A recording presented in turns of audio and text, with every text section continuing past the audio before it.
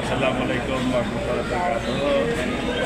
So far, napakaganda po at tahimik po ang firing dito dahil lahat ay magkakapatid at magkukaisan. So ito ay larangan ng matatalino at democratic process. So kami nagpapasalamat sa mga incumbent, pati alok naman din ay nandito kami na para bigyan kayo ng pagkakataon na makapili sa bayan ng Barira kung sino ang karapat-dapat na maging alkalde. Ang sinamahan ko dito ay si Mayor Atty. Paul Tumawis, kasama niya ang kanyang Vice Mayor, si Moridon Tumawis. No? Sila ay partner. Maganda ito, isang lawyer, talino at accountant. Talagang ang educational background niya ay napakagandang educational background. Naniwala ko na magsaservisyo sila, servisyo na pagmaasahan at magiging development-oriented dito po sa bayan. Ako ay masaya na bilang sekretary ng TESDA sa administration ni President Bongbong Marcos. Ay nagpapasalamat ako kay President sa tiwala na pinagkalog sa akin. Ngayon, katulad na sinabi ko kanina, ako po ay naimbitahan ng aking uncle na si Dr. Mastura sa po ng kanyang Mastura Clan. At ganoon din ang Sinswat Clan na ang gusto nila na tumakbo ay ako ang tatakbo bilang governor. Kaya may usapan kami na kung sakasakali na magkakaroon ng ganitong sitwasyon na pipilitin sila ni Sir Anton Ladameo at ni Tamayo de Manok de San Tabato, ang sabi ko sa kanila, pag nakapile ako, hindi ako marunong umatras kahit sikali naman.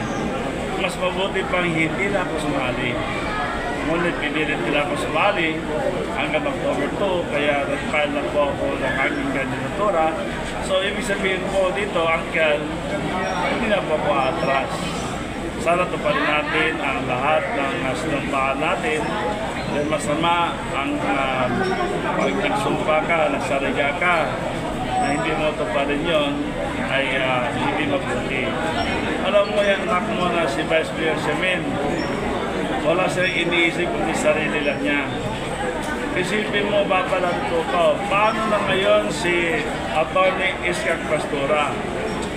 Kung hindi siya tatakbo ng distrito, dahil ibibigay natin kay Saling Makukuha, paano ngayon? Saan partido siya papasok? Hindi naman pwedeng tanggapin ng UBGMP kasi nandiyan na siya, BGC siya dati. Ngayon, lumipat naman siya sa UBGMP, lumabas ng approval ng cover 2, bawal na ang maglipat-lipatan kasi accredited na ang BGC at ang UBGP. Kaya yan po ay kawawa naman ang ating MP na si Atty. Iskak Pastura. So, nalagay sa langanin. Ngayon, prison ang congresswoman, Vice Mayor Siamin. Dinuloko lang kayo. Prison ang congresswoman natin. Nandyan si asawa mo, si Congressman Dimple Mastura.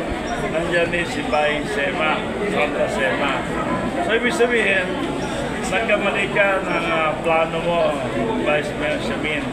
Naging makasarili ka at nagpapoto ka lang sa mga ibang leaders na katulad ng Governor ng South Tabato na si Tamayo. So sana naman ay huwag kayo magpapoto dahil yan ay tayo ay family alliance na dapat meron kaming pinagsamahan at may sumpahan po tayo lahat. Yung ginawa ni San Anton na pagsusumpa, violation yon na pinipilit mong kapwa mo at pasumpahin. Dapat ang susumpa ay both sides are voluntary. Hindi yung pinipilit. Kaya isipin nyo kung ano nangyayari sa inyo. Dato Tukaw ay hindi po siya member ng BGC. So siya ay politician. Siya ay BFP, Pamilong Federal. So magkaiba yun. Dahil yun naman siya tatakbo ng party list. So walang issue doon. Magkaiba. Maraming salamat. Alhamdulillah. Again, hindi ako nag-volunteer na tumatakbo ng governor ng Maguindanao del Norte. Pinag-iusapan ako ni Dato Tukaw at ni Dato Lester na tumakbo ng governor dito sa Maguindanao del Norte. Isakripisyo ko ang pagkatesta secretary ko. Sana tulungan ko niya ako.